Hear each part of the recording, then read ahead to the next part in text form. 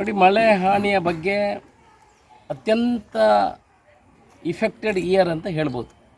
ನಾನು ಎಲ್ಲ ಕಡೆ ಭೇಟಿ ಮಾಡಿದ್ದೀನಿ. ಜನರ ಪರಿಸ್ಥಿತಿ, ಕೆಲವು ಕಡೆ ಮನೆಯ ಹಿಂದುಗಡೆಯಿಂದ ನುಗ್ಗಿದ ಮಣ್ಣು ಮನೆಯ ಮುಂದಿನ ಬಾಗಿಲಿಂದ ಹೊರಗೆ ಬಂದಿದೆ. ಅಂದರೆ ಈ ಮನೆ ಫಿಲ್ಡ್ ಆಗಿದೆ. ತಪ್ಪು ಯಾರ್ದು ಅಂತ ನೀವು ಕೇಳ್ಬೋದು. ತಪ್ಪು ಮನೆ ಕಟ್ಟುವವ್ರದ್ದು ಆದರೆ ನಮ್ಮಲ್ಲಿ ಜಾಗ್ರಫಿಕಲ್ ನೇಚರ್ ಅದೇ ರೀತಿ ಇದೆ. ಎಲ್ಲಿಯೂ ಲೆವೆಲ್ ಇರುವಂಥ ಪ್ರದೇಶ ಭಾರಿ ಕಡಿಮೆ. ಜಾಗದಲ್ಲಿ ಇರುವಂಥವ್ರಿಗೆ 20 ಸೆನ್ಸು, 15 ಸೆನ್ಸು, 10 ಸೆನ್ಸು ಜಾಗ ಇರುವಂಥದ್ದು. ಅದರಲ್ಲಿ ಅವರು ಮನೆ ಕಟ್ಟುವಂಥ ಪ್ರಯತ್ನವನ್ನು ಮಾಡ್ತಾರೆ. ಜರ್ದಿದೆ, ತುಂಬ ಕಡೆ ಜರ್ದಿದೆ. ಈಗ ಅವರ ತೊಂದರೆಯಿಂದ ಅದು ಭೂಕುಸಿತ ಆಗಿದೆ ಅಲ್ಲ, ಇವರ ತೊಂದರೆಯಿಂದ ಅಂತ ನಾವು ಹೇಳೋ ಬದಲು ಅವರಿಗೆ ಪರಿಹಾರ ಯಾವ ರೀತಿಯಲ್ಲಿ ಕೊಡ್ಬೋದು ಅಂತ ನಮ್ಮ ವ್ಯವಸ್ಥೆಯನ್ನು ನಾವು ನೋಡಬೇಕಾಗ್ತದೆ. ಎಲ್ಲ ಅಧಿಕಾರಿಗಳನ್ನು ಇವತ್ತು ಸಾಯಂಕಾಲ ಮೀಟಿಂಗ್ ಕರೆದಿದ್ದೀನಿ. ಎಲ್ಲ ವಿ ಎಗಳಿಗೂ ವೆರಿ ಕ್ಲಿಯರ್ ಇನ್ಸ್ಟ್ರಕ್ಷನ್ ಕೊಟ್ಟಿದ್ದೀನಿ. ಅರ್ಧ ಡ್ಯಾಮೇಜ್ ಆಗಿರೋದು, ಕ್ರ್ಯಾಕ್ ಆಗಿರೋದು, ಎಲ್ಲಾದರೂ ತಪ್ಪು ರಿಪೋರ್ಟ್ಗಳನ್ನು ಅಧಿಕಾರಿಗಳು ಕೊಟ್ಟರೆ ಆ ಮನೆಯಲ್ಲಿ ವಾಸಿಸಲು ಸೂಕ್ತ ಇಲ್ಲ ಅಂತಾದರೆ ಆ ಅಧಿಕಾರಿಯನ್ನೇ ಆ ಮನೆಯಲ್ಲಿ ಕೂರಿಸುವಂಥ ಕೆಲಸವನ್ನು ಮಾಡ್ತೀವಿ. ಅವಳೇ ಇರಬೇಕು 1 ತಿಂಗಳು. ಅದರಲ್ಲಿ ಅದು ಬೀಳ್ತದ ಇಲ್ವಾ ಅಂತ ನೋಡಬೇಕು. ಇವತ್ತು ಎಲ್ಲ ಅಧಿಕಾರಿಗಳನ್ನು ಸಾಯಂಕಾಲ 5:30 ಗಂಟೆಗೆ ಕರೆದಿದ್ದೀನಿ. ಕ್ಲಿಯರ್ ಇನ್ಸ್ಟ್ರಕ್ಷನ್ ಕೊಡ್ತೀವಿ. 48 ಗಂಟೆ ಒಳಗೆ ಅವರಿಗೆ ಪರಿಹಾರ ಸಿಗುವಂಥದ್ದು ಸಿಗಬೇಕು. ಅವರ ಮಣ್ಣಿನನ್ನು ತೆರವು ಮಾಡಲಿಕ್ಕೆ ಕೊಡುವಂಥದ್ದು. ಅಂದರೆ ಪಾರ್ಷಲ್ ಡ್ಯಾಮೇಜ್ ಇದ್ದರೆ ಅದಕ್ಕೆ 50,000 48 ಗಂಟೆ ಒಳಗೆ ಕೊಡಬೇಕು. ಅದಕ್ಕೆ ರಿಪೋರ್ಟ್ ಮಾಡಲಿಕ್ಕೆ ಹೇಳ್ತೀವಿ. 1 ದಿವಸದ ಒಳಗೆ ಅವರ ಮಣ್ಣನ್ನು ತೆರವು ಮಾಡಲಿಕ್ಕೆ ವ್ಯವಸ್ಥೆ ಮಾಡ್ತೀವಿ. ಇನ್ನು ಸ್ವಲ್ಪ ಡ್ಯಾಮೇಜ್ ಆದವ್ರಿಗೆ ಕೂಡ 10,000 ರೂಪಾಯಿನ ಕೊಡ್ಬೇಕು. ಅದು ಕೂಡ 24 ಗಂಟೆ ಒಳಗೆ ಕೊಡಬೇಕು. ಎಲ್ಲರೂ ಇವತ್ತು ಸಾಯಂಕಾಲದ ಒಳಗೆ ರಿಪೋರ್ಟನ್ನು ರೆಡಿ ಮಾಡಬೇಕು. ಪೂರ್ತಿ ವಿವರವನ್ನು ಕೊಡಬೇಕು.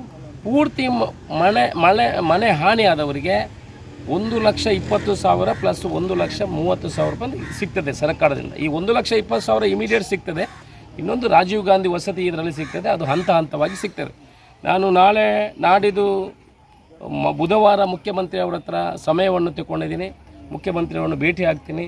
ಈ ಪೂರ್ತಿ ಮನೆ ಏನು ಹಾನಿಯಾಗಿದೆ ಅವರಿಗೆ ಹೆಚ್ಚಿನ ಅನುದಾನವನ್ನು ಕೊಡಲಿಕ್ಕೆ ನಾವು ಪ್ರಯತ್ನವನ್ನು ಮಾಡ್ತೀವಿ. ಅದರ ಜೊತೆಯಲ್ಲಿ ಎಷ್ಟೋ ಅಡಿಕೆ ಮರಗಳು ಹೋಗಿದೆ. ಕೇರಳದಲ್ಲಿ ಒಂದು ಅಡಿಕೆ ಮರ ಹೋದರೆ 2,500 ರೂಪಾಯಿ ಕೊಡ್ತಾರೆ. ನಮ್ಮಲ್ಲಿಯೂ ಕೂಡ ಒಂದು ತೆಂಗಿನ ಮರ ಹೋದರೆ 5,000 ರೂಪಾಯಿ ಕೊಡ್ತಾರೆ.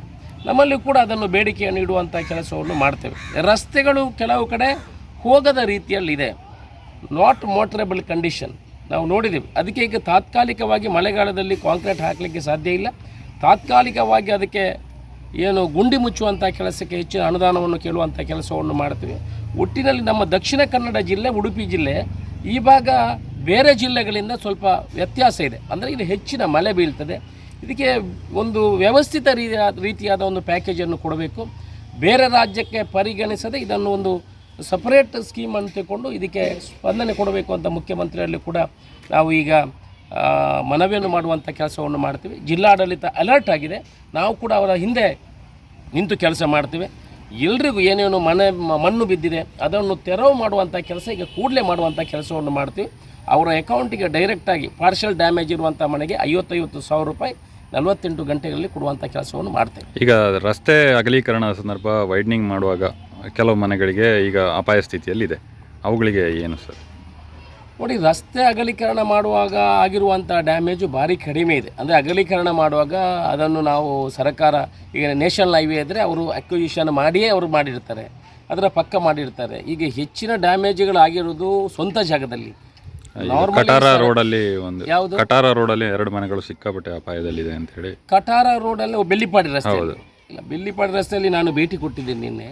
ಅವರು ಮನೆ ಕಟ್ಟಿರುವಂಥ ಪರಿಸ್ಥಿತಿ ಸರಿ ಇಲ್ಲ. ಅವರಲ್ಲಿ ಬರೆ ಮೇಲೆ ಮನೆ ಕಟ್ಟುವಂಥದ್ದು ಅಲ್ಲ. ಆದರೂ ಅದನ್ನು ನಾವೀಗ ಅವರು ಕಟ್ಟಿದ್ದಾರೆ, ತಪ್ಪು ಮಾಡಿದ್ದಾರೆ ಅಂತ ನಾವು ಅವರನ್ನು ತೋರಿಸುವ ಬದಲು, ಅವರಿಗೆ ಬೆರಳು ತೋರಿಸುವ ಬದಲು ನಾವು ಏನು ಮಾಡಬಹುದು ಅಂತ ಅದನ್ನು ಅಲ್ಲಿ ನೀವು ತಡೆಗೋಡೆ ಕಟ್ಟಬೇಕಿದ್ರೆ 4 ಕೋಟಿ ಬೇಕು. ಅವರು ಈಗ ಮನೆ ಕಟ್ಟಿರುವಂಥದ್ದು 3 ಫೀಟ್ ಗ್ಯಾಪ್ ಇರುವಂಥದ್ದು. 3 ಫೀಟ್ ಮಧ್ಯೆ ಆ ಮನೆಯ ನೀರು ಕೂಡ ಆ ಬರೆಗೆ ಹೋಗ್ತಾ ಇದೆ.